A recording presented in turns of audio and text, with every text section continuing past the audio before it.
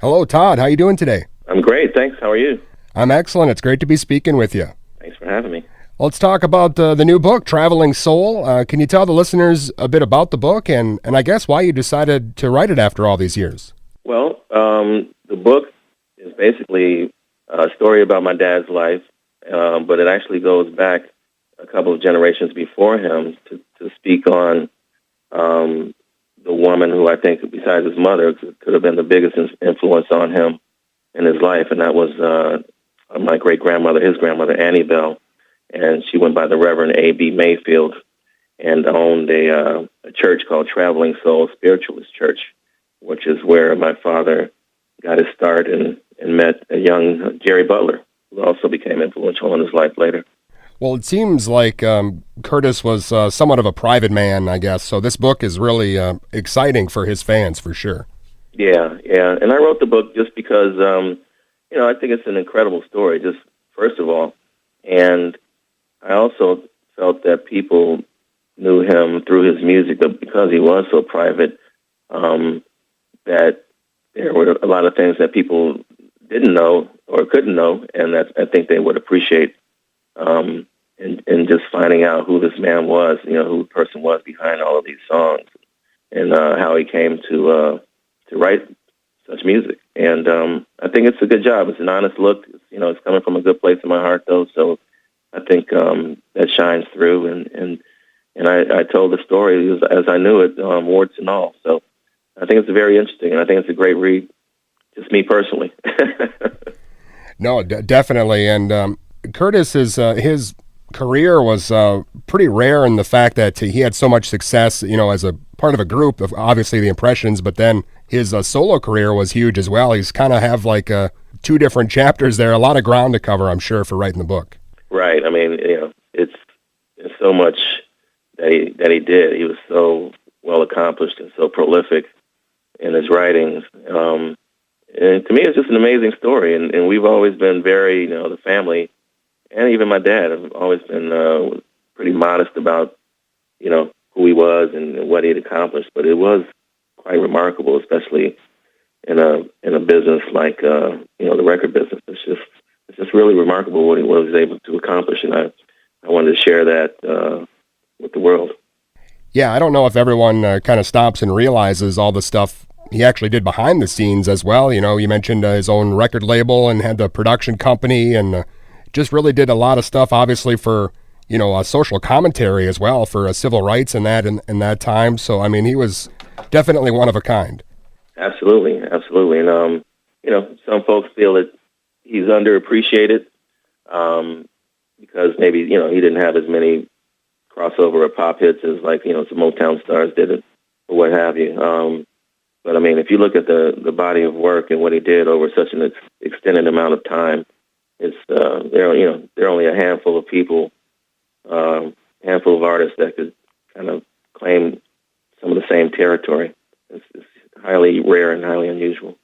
Well, and of course, he is in the Hall of Fame two times, I guess. And I think a lot of the stuff that he put in his music as far as the social aspects go, do you feel like you can kind of trace that back to, I guess, hip-hop in a way that kind of bloomed? You can almost kind of see the roots there. Right, and he's definitely appreciated by hip-hop artists. He gets sampled all the time, which is a great thing for his catalog. And it's just, it's just an honest expression of your observations and your feelings about the things that are going on around you and the things that you see and experience. And every generation has that. And I believe that he was one of the first to do that in such a way that it was commercially accepted. And then it inspired a whole new generation of artists when they decided to talk about the things that they see in their communities, what's going on around them in the next generation. Yeah, definitely. And again, it's all in the new book, Traveling Soul. And Todd, I want to ask you, I guess, your personal memories of your dad. Was it tough, or was it weird being the son of Curtis Mayfield, or was he just your dad off stage? Well, it was for inside the family. It was just dad. But of course, if you have a parent who is famous and successful, then they're going to be people who are interested in you as a kid, and sometimes you just have to figure out why. Someone may want to get to know you, or is it because of you, or is it because of your father? And sometimes it precedes you. I'm not introduced as Todd Mayfield. I'm introduced as Curtis Mayfield's son. So Sure. it kind of precedes you sometimes, but you navigate, and it's not the worst thing that can happen. It's not like your dad is Charles Manson or somebody like that. Well, of course, Todd, it was sad the way things happened for your dad, and I guess I'd ask you if he had never suffered the injuries that he did, where do you think his career would have gone as far as today? Where do you think he would have been? I think there could have been a lot of new opportunities for him.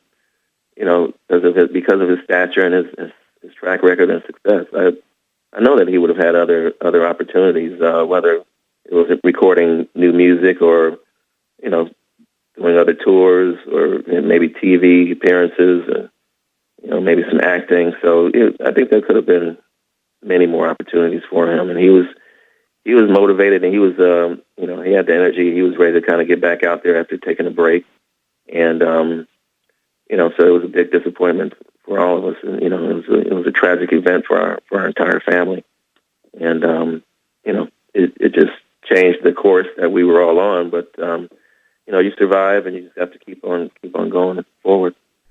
Well, Todd, I know that you are working hard to promote your father's legacy and his music, and obviously the book Traveling Soul is out now. Is there anything else maybe in the works, or as far as maybe new releases or music or box sets or anything like that? Well, I'm having discussions with Rhino Records, who acquired his catalog, and Warner Chappell, who owns shares of his many copyrights. And so, we're trying to put together a plan now to kind of reintroduce his music. And also, because of the book, there are some film producers kind of checking in and seeing what's going on with that aspect of it. So I think, it'll play out over the next several months, and we'll figure out kind of what's next.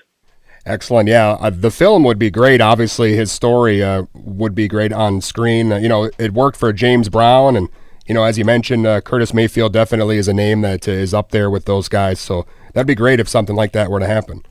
Yeah, so I'm working on that now. But, of course, you don't want to get ahead of yourself and talk about things before they actually happen. Excellent. Again, Todd, I appreciate your time. And the book Traveling Soul looks great, and I look forward to reading it. And thanks a lot for your time. Thank you so much, Dustin. All right. Have a good one. You too.